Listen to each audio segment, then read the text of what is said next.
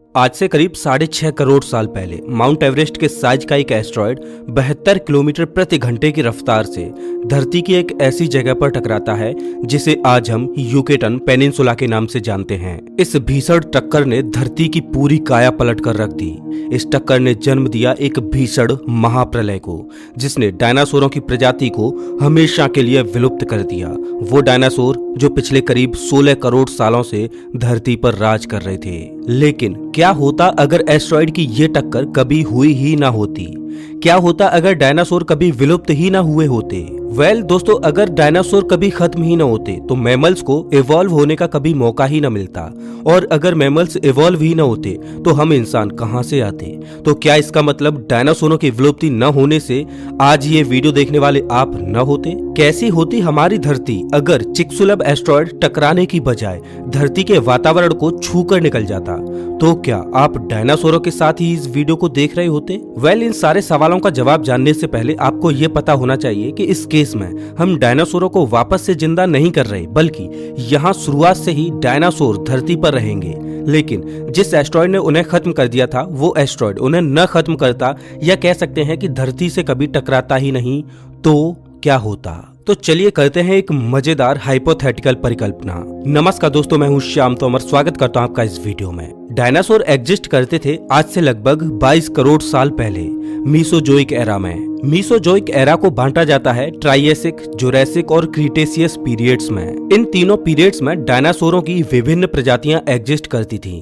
उस समय धरती का वातावरण बेहद गर्म हुआ करता था, सीजनल चेंजेस नहीं हुआ करते थे, और धरती के नॉर्थ और साउथ पोल पर जमी बर्फ जो आज हम देखते हैं वो नहीं हुआ करती थी। उस समय आज की तरह 7 कॉन्टिनेंट्स धरती पर नहीं थे। उस समय धरती पर केवल एक ही कॉन्टिनेंट था, जिसे आज हम पेंजिया कॉन्टिनेंट के नाम से जानते हैं। कहा जाता है कि मीसोजोइक एरा की शुरुआत के कुछ समय बाद से ही ये पेंजिया कॉन्टिनेंट टूटना शुरू हुआ और अलग अलग कॉन्टिनेंट्स में बंटता गया। एक अनुमान के मुताबिक मीसोजोइक एरा के समय धरती पर डायनासोरों की 2500 स्पीसीज पाई जाती थी।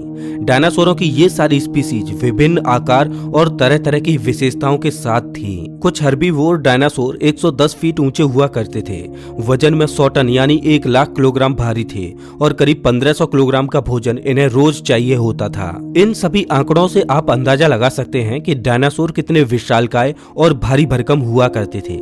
हालांकि इसके अलावा कुछ डायनासोर एक चिड़िया जितने छोटे और कुछ आज के हाथी के बराबर भी हुआ करते थे।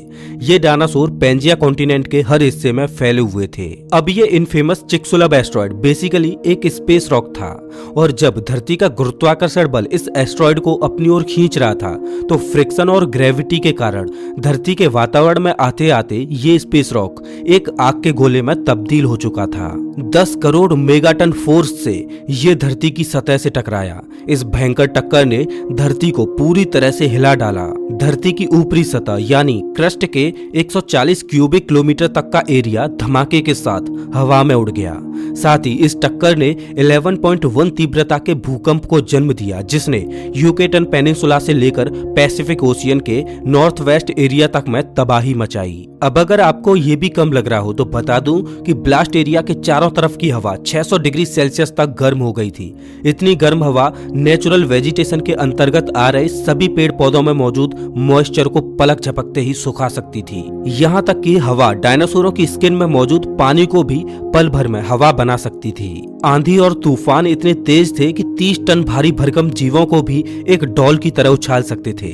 ये सारी घटनाएं महज 5 मिनट के अंदर ही घट चुकी थी।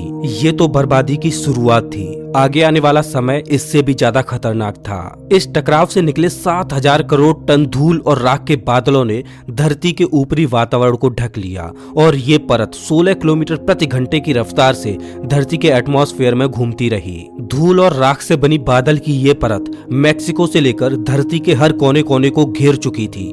बादल की ये परत अपने अंदर भीषण गर्मी को समाये हुए थी। स्टैटिक इलेक्ट्रिसिटी के कारण इस परत के नीचे चल रहे तूफानों में आग सी लग गई और धरती की सतह पर अंगारों की बारिश होने लगी। आग की ये बारिश धरती पर बचे कुछ जानवरों को भी बर्बाद कर रही थी।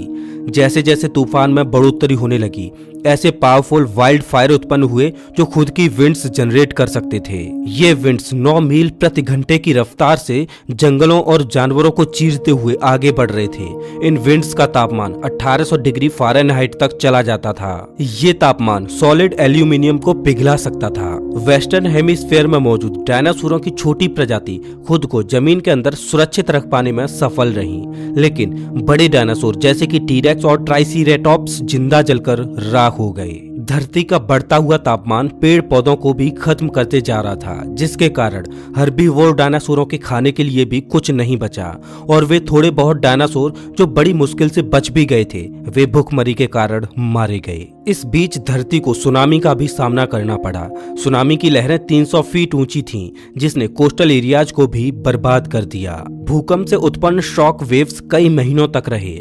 शॉक वेव्स ने टेक्टोनिक प्लेट्स को कागज की तरह फाड़ कर रख दिया, जिसके कारण पिघले लावा धरती की ऊपरी सतह तक आने लगे। इसके अलावा डोरमेंट वोल्केनोज में जान आ गई और लगातार विस्फोट पर विस्फोट होने लगे। इन ज्वालामुखी विस्फोटों ने बादल की ऊपरी परत, जिसके बारे में हमने पहले भी बात की थी, उसमें जहरीली गैसेज, धूल और राख के पार्टिकल्स ऐड कर दिए, जिससे वो परत और भी मोटी होती गई। कुछ समय के बाद धूल, गैस और राख की ये परत कुछ मील चौड़ी हो गई। इसी कारण कई महीनों तक सूर्य की रोशनी धरती तक नहीं पहुंच पा रही थी। उस बादल की परत के नीचे धरती पर और भी जहरीली गैसेज तैर रही थी। इन जहरीली गैसों ने डायनासोरों के फेफड़ों को पैरालाइज कर दिया और सफोकेशन से कई डायनासोरों की मौत हुई। इस पॉइंट पर जो डायनासोर बच गए थे वो भी भूखमरी के कारण मरने लगे थे। धरती पर पेड़ पौधे खत्म होने के बाद हर्बीवोर एनिमल्स मारे गए, जिसके बाद कार्निवोरस एनिमल्स जो हर्बीवोर्स को खाते थे वो भी खत्म होने लगे। एस्ट्रॉयड के टकराव के 3 महीनों के अंदर अंदर सारे डायनासोर्स मारे गए। उस दौरान डायनासोरों के साथ रह रहे बाकी अन्य जीव जैसे कि छोटे कीड़े, समुद्री जीव, रेप्टाइल्स और छोटे मैमल्स जैसे तैसे करके बच गए। कई जानवरों ने जमीन के अंदर रहकर अपनी जान बचाई, कुछ ने समुद्र की गहराई में खुद को बचाए रखा, तो कई पेड़ों के ट्रंक्स के अंदर घर बनाकर बच गए। छोटे माइक्रो ऑर्गेनिज्म जैसे कि मोल्ड्स और फंगस किसी तरह खाली या कम प्रभावित जगहों पर रहकर बच गए। समय गुजरता गया और पृथ्वी की कंडीशंस धीरे धीरे रहने योग्य होती गई। धरती पर मौजूद मैमल्स को एक ऐसी कंडीशन मिली जिसमें वो और भी अच्छे से सरवाइव कर सकते थे,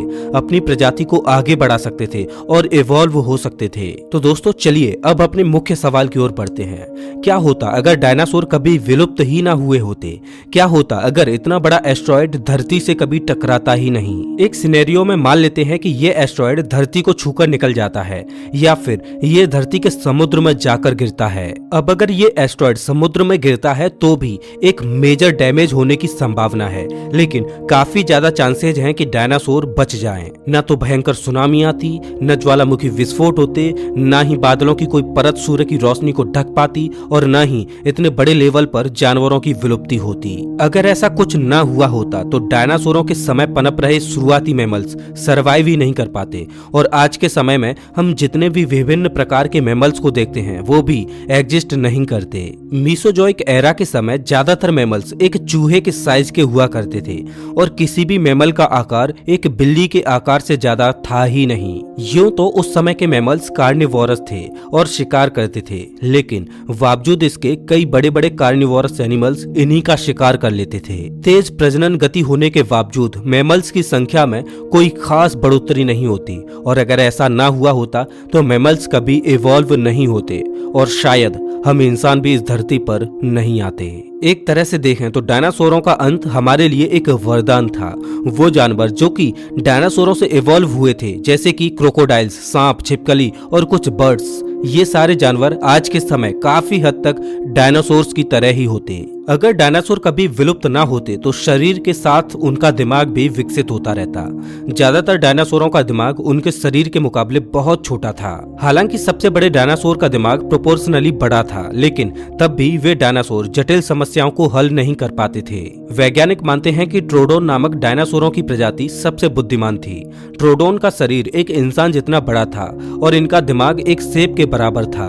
कंपेयर करें तो इनकी बुद्धिमत्ता आज के एक बर्ड के इंटेलिजेंस जितनी थी। अब जरा कल्पना कीजिए कि अगर डायनासोर्स जिंदा होते और ट्रोडोन का दिमाग इसी तरह से करोड़ों सालों के लिए विकसित होता रहता तो इवॉल्व होते होते आज ट्रोडोन जैसे डायनासोर्स की इंटेलिजेंस लेवल कितनी ज्यादा होती। क्या पता हम इंसानों की जगह ये डायनासोर्स ही ऊंची ऊंची इमारतों और स्पेस रॉकेट्स का निर्माण करते। कई वैज्ञानिकों का यह भी मानना है कि एस्टेरॉयड के टकराव से पहले ही डायनासोर्स की पॉपुलेशन में धीरे धीरे गिरावट आ रही थी।